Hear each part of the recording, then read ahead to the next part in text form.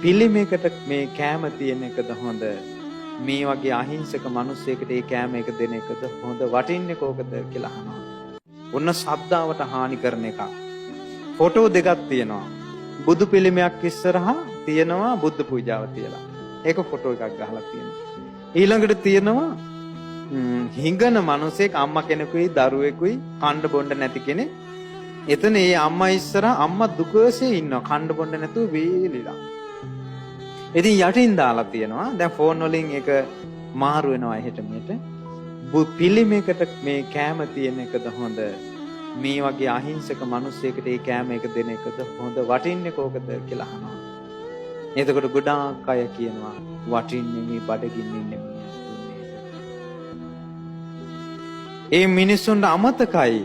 ඒ මිනිසයා සංසාරේ කවදාවත් නොදුන්න නිසා තමයි බඩගින්න ඉන්නේ.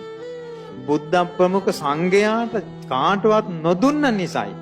මේ ලෝකේ පින්වත්නි කඳු ගණන් දුන්නත් යාචකයන්ට බුදු කෙනෙකුට ඇල්පෙනිත්තක් දෙන තරම් මහත්ඵල නැහැ.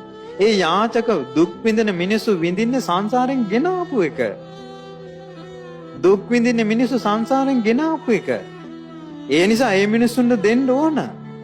නමුත් මේ ලෝකේ අග්‍ර කෙනා අඳුන ගන්න පිනක් ඕන. ඒකයි මං කිව්වේ අග්‍ර කෙනා අඳුන ගන්න පිනක් ඕන.